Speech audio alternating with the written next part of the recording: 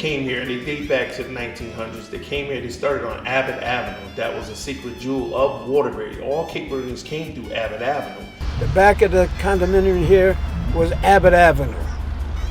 And what happened in Abbott Avenue? That's where most of your Cape Verdeans live. And then the top of the end of this next house, that's where Spark Street was, and that's where the first club was, in an apartment building. And we go up a little more.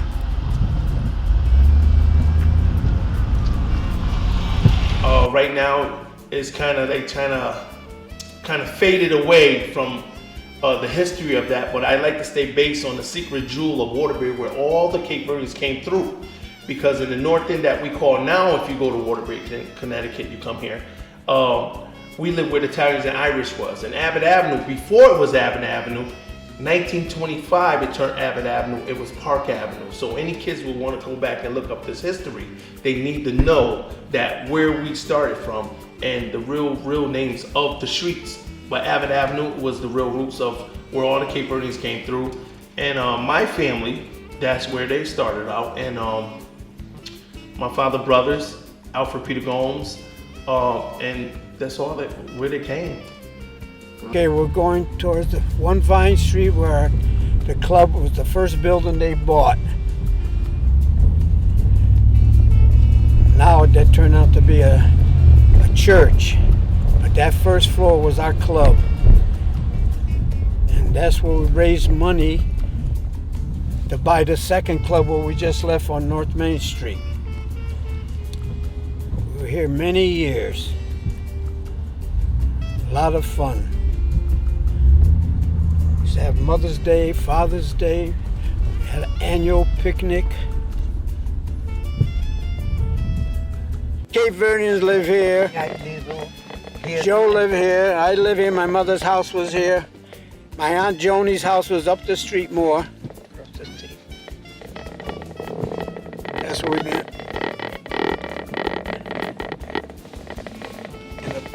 Where this fence was over here, that's the Polish church. Yeah.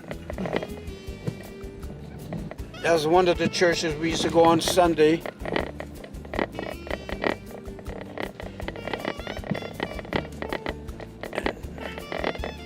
Over here was my aunt's house. Yeah.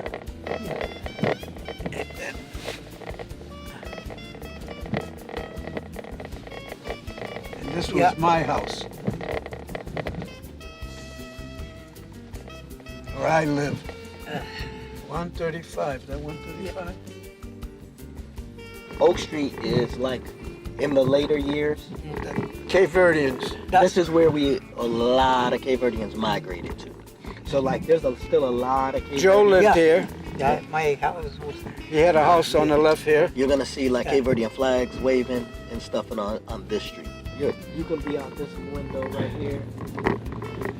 Hey, Norman, let's talk. Okay, we're on Oak Street. We're coming to the Cape Verdean houses. My house was. That's Joe's house. This white house on the corner is Cape Verdean. This was my brother, my sister's house. Yeah. And down there where that store, right here in that corner, that's where that's Sal's house. And she always had the flag, and she passed away. But All right, we wanna be together. We wanna be able the to. Italians were the same way. Yeah, everybody's the same way, but you know, that's why we need. And like that church I showed was Polish, was all Polish people there. They used to build a church where the nationality was. Well, my name is Clyde Gomes from Waterbury, Connecticut. Here in Waterbury, my family came from Cape Verdean. Emmanuel Gomes, some of his family members came here to Waterbury, Connecticut, and this was the brass capital of the world. They came in on the boat from up New York, came through Brockton, through Onset, and they came here because this was a place where they could have better families and raise their kids and make more money and, you know, have a family and life. So Fogo was the first to come into Waterbury, Connecticut. If it's not known, now it is known. And they came here for a better life, and I love that so much because that's where I'm at today. Raising our kids, telling the history of where we come from is very important to us as Cape Verdean people. And kids now that's coming up need to know where their heritage come from, because we have a rich heritage, we are very respectable, and we love hard work. We are hardworking people, and we are here to raise our families right and to see a better future for our Cape Verdean kids and family. Norman Corey. I was born in New Bedford, September 26, 1936, and then my mother moved to Waterbury, Connecticut the same year, Thanksgiving time, and I've been in Waterbury all these years. I joined the Air Force in 1956, and then I got out the Air Force in 1960. I played high school ball, made honorable mention basketball in Wilcox Tech out of Meriden. And then I come back to Connecticut. After I left Japan, I was in a movie in Japan and TV. And then from here I worked in a factory, Uniroyal. And then I went to a telephone company, worked there 28 years. Well, I'm not sure about my father, but my mother was born here. She was born in Marion, Mass. My father was born in Folk, and he came, I don't know, or before I was born. So I'm not sure when he came, but on my father's side, I don't know much of the history except my grandfather was my great-grandfather. My grandfather, John Amato, he had his boat too. His boat went down from Cape Verde going to South America. Okay, do you know the name of that boat? No, Okay. just was John Amato. All right. Yeah. My history is I'm actually born in Waterbury, Connecticut. Cape Verdean, 100% proud to be. And my grandfather is the reason why we actually came to Waterbury. Searching for work, really. My grandmother and him, they migrated over here to Waterbury, and they had 6 children that were all born here in Waterbury. And my mother, Vivian, is the second born. My grandfather was born in Cape Verde, and my mother was born here. My father is also a descendant of folk as well, but he was born in Massachusetts. Do you know when your grandfather came to the United States? In 1902, he actually came. I was able to find the records, find the boat where he came over. So last year, in 2022, met 100 years here in America. Well, the Cape Verdean Club here in Waterbury started in 1935. So 1935, here we celebrated 88 years. This particular building is not the original building. And I would say some people will probably have different landmarks in which started it for Cape Verdeans, but I would say the 2 most prominent location is number 1 Vine Street and 1181 North Main Street.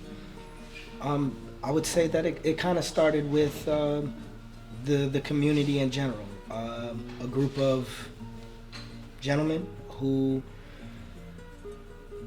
maybe wanted to be comfortable around each other. I think it's very hard to leave any country and try to adapt into the American culture. So I think this was a place always, whether it was this building or the last building, where they could feel comfortable, where they could come and be themselves. They could come and speak their language. They could come and be part of the festivities just like they were back home. And a place where you could never forget home. This is a second home. It's not like being at work with, where there's multiple cultures, and it's not like being, at school where there's multiple cultures. This one right here, you can embrace your own, you could be proud of your own. And I'd say for myself, this building has been a learning experience. Coming here with my mouth closed but my ears open, I got to learn about the different islands, because this is the spot where everybody meets. It doesn't make a difference what island you come from. This is that Cape Verdean club. It's not one particular island that congregates here. It's all the islands. So you learn about the passions from the different islands. So you can always have in your heart what you learn at home and what you learn from your grandmother and your mother. But coming into this building, it opens your eyes to the different islands and the different ways that they celebrate, and their most passionate holidays and their most passionate dances and just the differences. So it's something that I love. That was the biggest thing for the boats to come and do onset and Brockton, and that's why you got some of the places in Mass, they would say, oh, that's Cape Verdia. Basically, you could say that because everybody came in, this is where we settled. And then a lot of us settled from Mass all the way down here to, like I said, the brass capital of the world. It was about work and, raising our families right and stuff like that. But back to, and some of the, our families need to know one another. This is one thing I can't stress the most. Very tight community, and we looked out for one another, Somebody would die in the Cape Verdean community.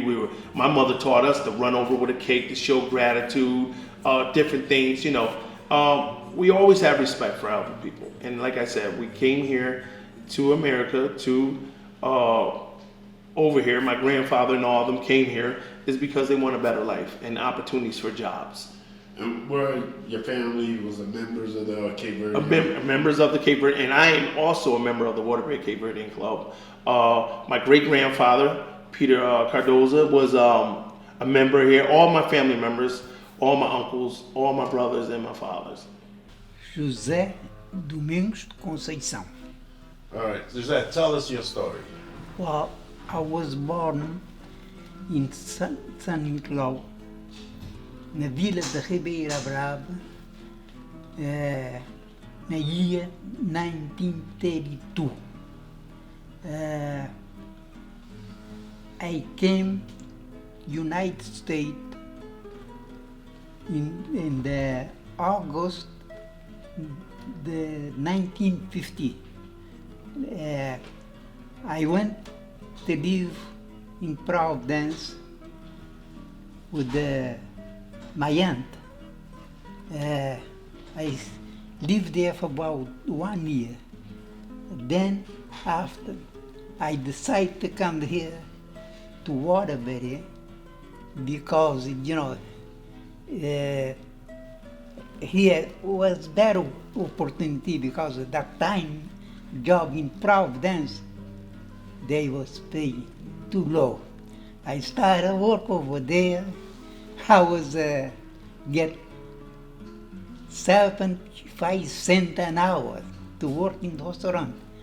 Then I came to Waterbury. My first job was the East Melbourne Yarn Company in Naukatuck. I worked over there for 2 years. And then, after 2 years, I quit there. I went to work in Chase Brass and Copper Company, which was one of the biggest companies here in Waterbury. And I worked there for 22 years. But then after, they decided to close the place, so I was out the job for about a year, because after they closed, it was very difficult to get job here in Waterbury because most of those companies, started close. Then after 1 year, I got the job on the in Naugatuck Junior Hall. I work over there for about a year. They close again. And then I'll stay out the job for about 6 or 7 months. I got the job in the Hemingway and Bartlett Company in Watertown, Connecticut. Do you know why your mother moved to Waterbury? Well, she was a single mother, and when she moved me here, we stayed with my godparents, and then from there we left. Then my father was Ernest Amato, and my family was an Amato family from Fogue, and but I knew my father, and he had 6 kids, which I had, and my grandmother on my mother's side had 16 kids that lived, and all the aunts and uncle have passed. Within the last 2 years was the last one that passed in Massachusetts. And then I have family. My nephew, Ryan Gomes, is my great nephew. He was a basketball player. Michael Beach is an actor. As Sean Montero, a jazz singer from Pawtucket, Rhode Island. My family, my father, his name was Miguel Moraes Conceição, and he came over here, United States, in 1911. When they started First World War, he was drafted to go to the army, and after he received his training on this base on the Massachusetts, someplace about in Cape. They was transferred. He was transferred to France, and he was over there, and he had a tough job because he was hiding on the front line. And then, after he retired from the army, he get his American citizenship, and he worked for about 5 or 6 years. He went to work country. Yeah, he got married to my mother in 1925. And he stayed there for a while, and he come back and worked a couple of years. And he bought a piece of land in St. Cloud, and he went back to St. Cloud. He started work on a farm, and he was doing, I guess, pretty good over there, but too bad because he died. I was very young,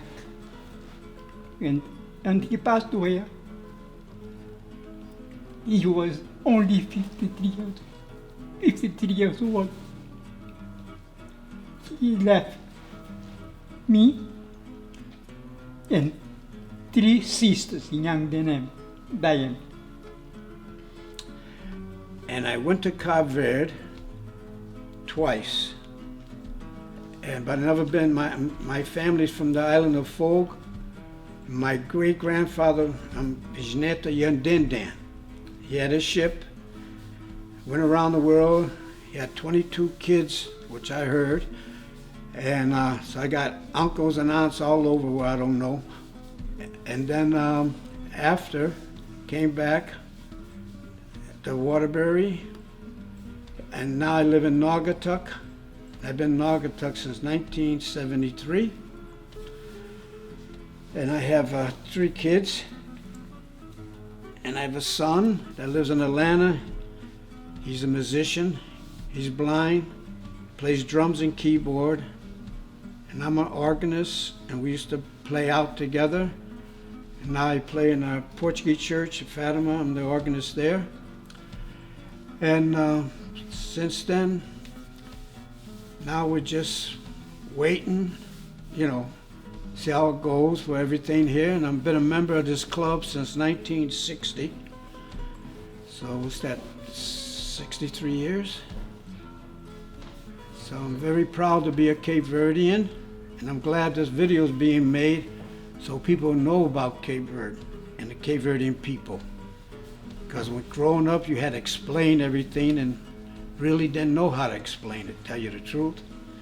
But now that more people recognize Cape Verdean with the music, you know, and people spreading out, moving around, different states. Florida has a Cape Verdean community, California has a community, and I've been out there to picnics and stuff, you know, New York, and of course Massachusetts, and Waterbury, and New Haven, Bridgeport, Connecticut, all got high-end Cape Verdean. Okay, José Carlos Almeida. And the nickname David? The nickname David. Yeah, okay. I was born in Santa Claus. They call it Fanja de Baixo. That's how I was born. Fanja de Baixo. And then I came to this country in 1961. And I got here June 10, 1961. And I went to school 1 year. But I didn't like school. I never liked school. I hated school. So I started skipping school, going downtown, shooting pool. And my parents thought I was going to school. I wasn't going to school. Because I didn't want to go to school. I want to make $1 and party because I love to party. This is true. And you came directly to Waterbury? Yeah, right here. So you came, can you tell us, you came from Cape Verde to? Waterbury. Waterbury, Connecticut. And we used to live on Violet Street. Okay. And so after that, I lie about my age. I got a job early. I was 17 when I got my job. 2 months before I turned 18, you had to be 18 to get a job. That's the year the president, I remember the year President Kennedy died. So I got me a job. I was happy and everything because I lie about it. And then they got suspicious with me at my age because I lie about it. They was call me in the office, Jose, we want to see you. So I went in the office. How old are you? I would lie, always try to give. One day I had my lunch, I was taking a nap, they called me, I was half asleep, you know. Jose, you gotta tell us your age. So I told them, I was scared after I told them. I said, no worry, we just wanna know your age, you gotta tell us your right age. So I told them that it was in November. January is my birthday, so I told them, it's okay, so they fixed it. And I worked at that company for about 5-6 years. And I quit that. I worked so many companies, you know. And then I went to this other small plating shop. I did probably 8 years. And then from there, I went to American Breast, big company, they went on strike. So I was out of work for about another month or so. But from there I quit. I was trying to get a job at Pratt & Whitney. Finally I got a job there, and I worked there 37 years until I retired. So I retired, and then when I retired I was 66 years old.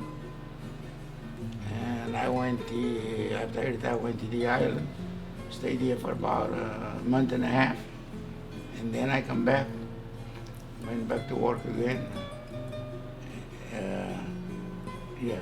Now first I took a vacation, I went there, for about a month. And then I came back, I went back to work until I retired. after I retired, I went back again I was going there for a month, but I didn't even stay. I stayed here 3 weeks, and then I come back. I'm music. It's so funny. When I left the island in 1961, we had to come through Portugal. I was Portuguese then. My passport was Portuguese. So they make me stay there a month.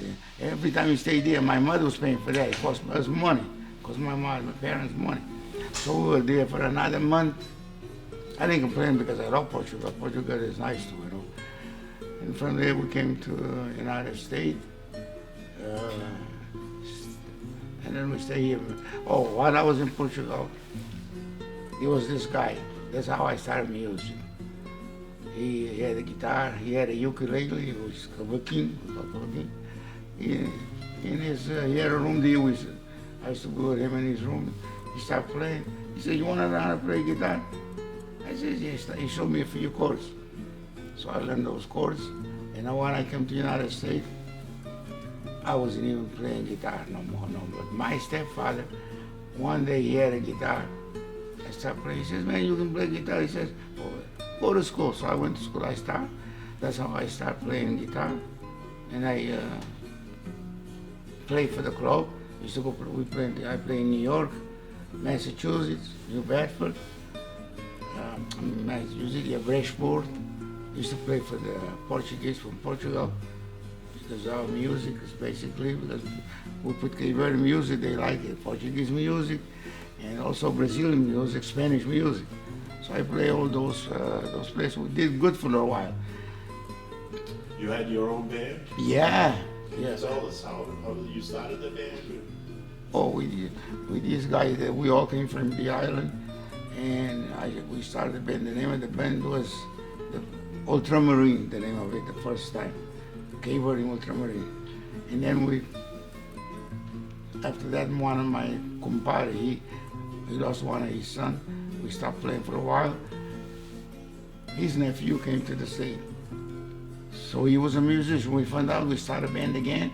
We were doing very good, That's basically how we started.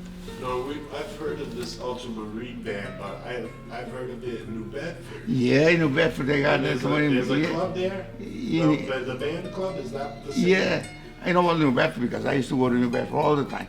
Because when we came to the United States, those days, very few Cape Verdeans used to be in Connecticut, So we used to get in the car and go on New Bedford, And you were part of the Ultramarine band? No, not that.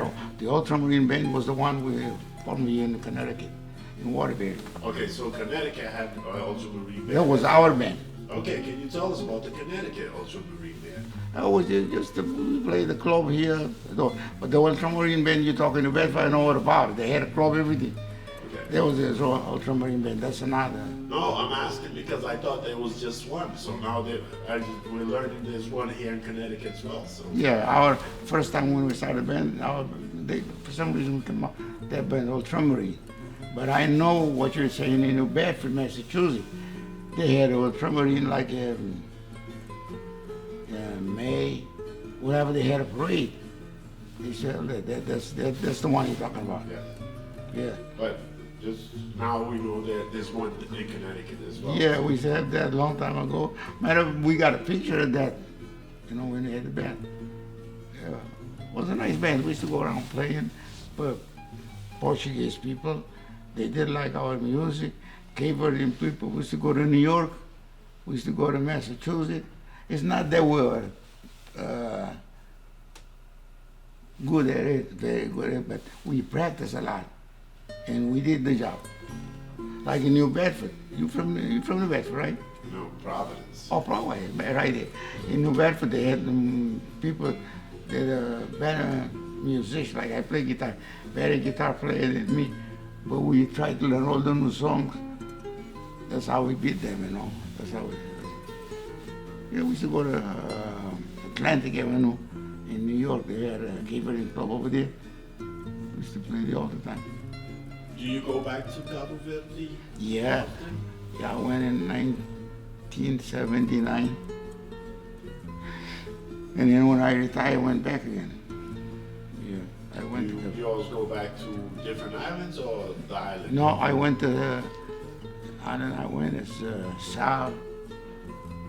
San Vicente, and the island I was born, St. Cloud. Yeah. I would like to go back and go to those, like St. Antonio's. I never been there. It's a beautiful island because it has sugar cane, banana tree, everything. St. Cloud used to rain a lot, but it's dry now. It don't rain all the time. It's very dry. You can't believe, like when I was a kid over there, we used to walk down and we would step on the water. If you wear shoes, you know, you had to watch it. But now it's so dry, man. Very dry. Do you still have family in San Nicolau? Not, one of my older brother, he died.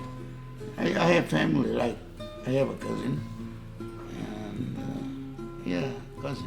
That's it, not that many. So I was born in Waterbury Connecticut in Cape Verde, and I came in 1989, July of 1989. We had family here, lots of family, so we just came to join the family. What do you do here? I am the vice president of the club and also the president of the Women's Association of the club. How did the Women's Association begin? So it began almost, it actually will be 30 years next April. It was started by a group of ladies that basically helped the club, work for the club. There's over, I think, 50 members of the club, and we basically just work with the club and the community. So we have different committees in the community, in the club, and the community chair people they do events. We do June 1st, which is in Cape Verde, is Dia Nacionais Crianças. So we do that. We did San Juan, where the young girls come in and they colle. We actually had the young girls come in and dance for the president that was here back in March of this year. And the girls are between 10 and 15. So to dance for the president of Cape Verde, that was big. I actually went back the first time in 2007, and it was for my grandfather's funeral. So it was a tough time to go back, but at the same time, it brought me back to the 1989. I had to rediscover Cape Verde because 18 years without going, it was different. But at the same time, it's always home. How beautiful was it seeing it 18 years apart? After being in America for 18 years, how did you feel going back? And then you said that a lot of things were different. Give us some examples. I mean, when I came, for example, our house was not built yet. So when I went back, the community was different. But at the same time, the environment, the people always welcomed you. I had friends from a long time ago that took me out to show me and basically relive the Cape Verde experience, just the simple walking around. You felt free, you felt home.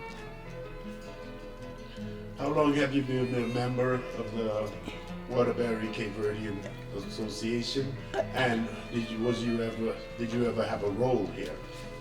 Yes. I was, I think, the young finance secretary they have here, and then the club was on this little place, and they one of Vine Street. Yeah, I worked resident. I was garden, and I was, I forgot this other job because, Secretary? you know, then I quit. Now after so many years, as finance secretary, I decide to have somebody young than me to take the job as finance secretary. He tell me, but I take the job, but you got to work with me. So I was his assistant finance secretary. But yeah, so when it's another thing too. Cape Verdean, you know, they big hall and build the church they call Our Lady of Fatima. I was the one who was working on a committee to help get the fund for the church. Yeah. How old are you now? I'm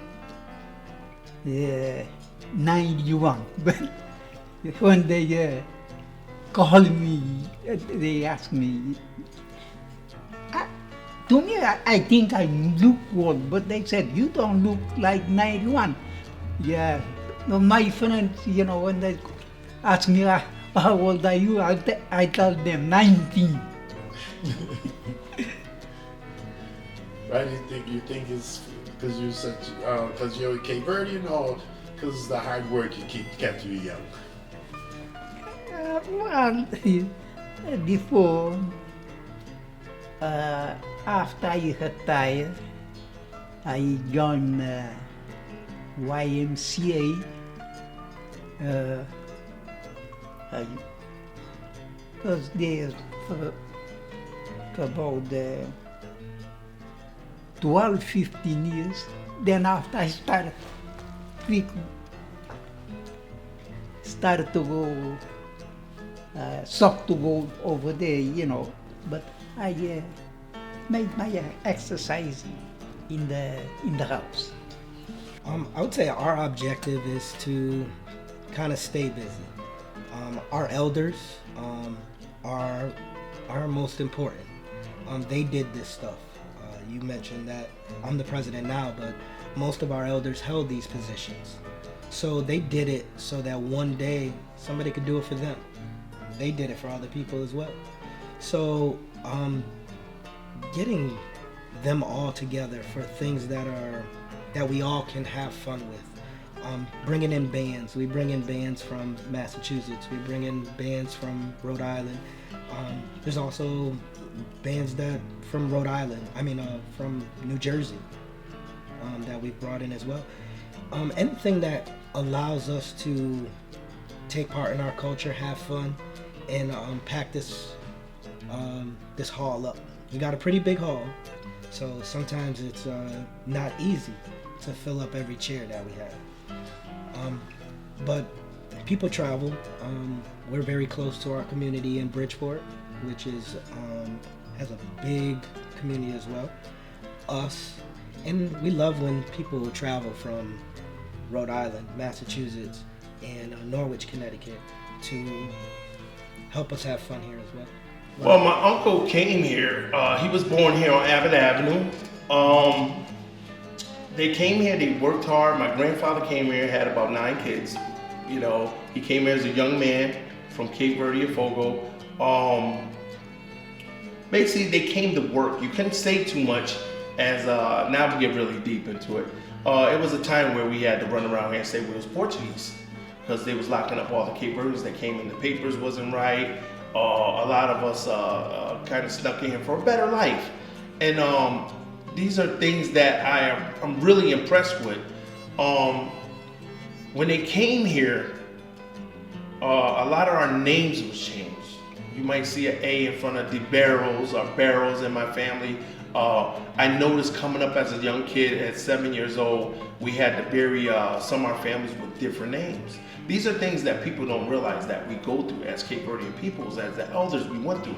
And knowing this the brass capital of the world, they wanted to stay here. They wanted to make life better. So it was things we had to go through to get where we at today. And we are very small, matter of fact, not small, big community, but very humble and quiet and hard workers. And I just want America to know that they do know that we are some hardworking people and respectable people that's out here. I think, you know, when it comes down to checking the box,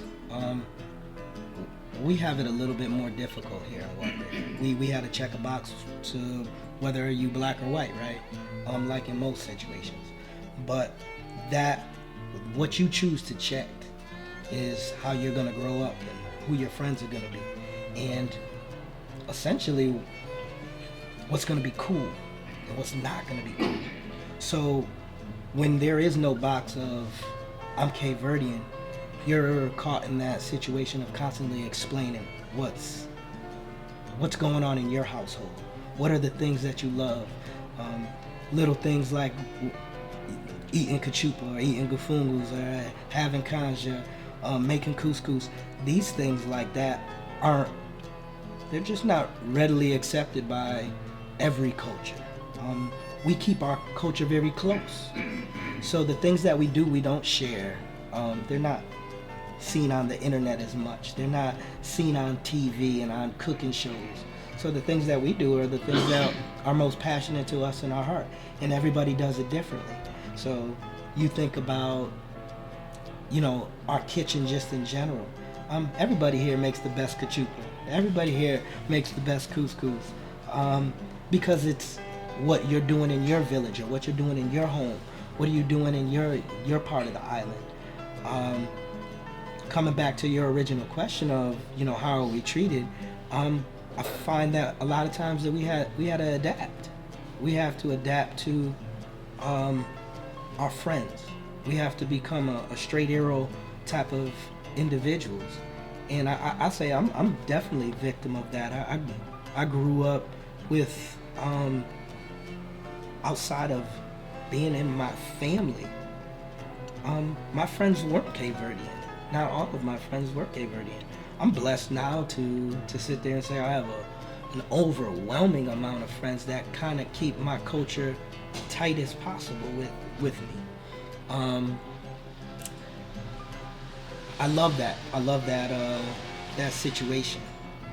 So basically, the social club is the safe place, the haven for Cape Verdeans. I think you said it correctly. The safe place. I could come in here and feel totally comfortable on any given day. And I don't want to. Our doors are always open, but you know, it's a different type of comfort when I could leave my phone laying on the table and walk away, go to the bathroom and come back, and I know my phone's gonna be there. Safe place, absolutely. I mean, this is a place where I can enjoy being with my peers, but at the same time, I can enjoy being with people who are my elders.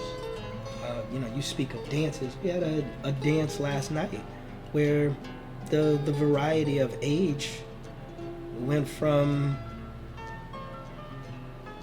maybe late 20s to 90s. We're doing this together. It's a difference from being in your typical American clubs. This right here is going to be where you're going to get your culture. And it's weird that you said that, because I was just talking to one of the brothers now that he is definitely helping somebody with their paperwork right now as we talking.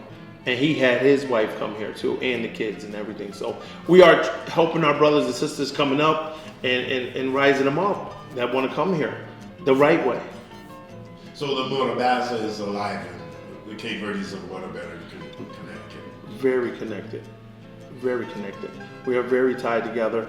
Every year we all meet together at the Cape Verdean festivals, Onset, Rhode Island. So we are very, and it's come together more now with this generation.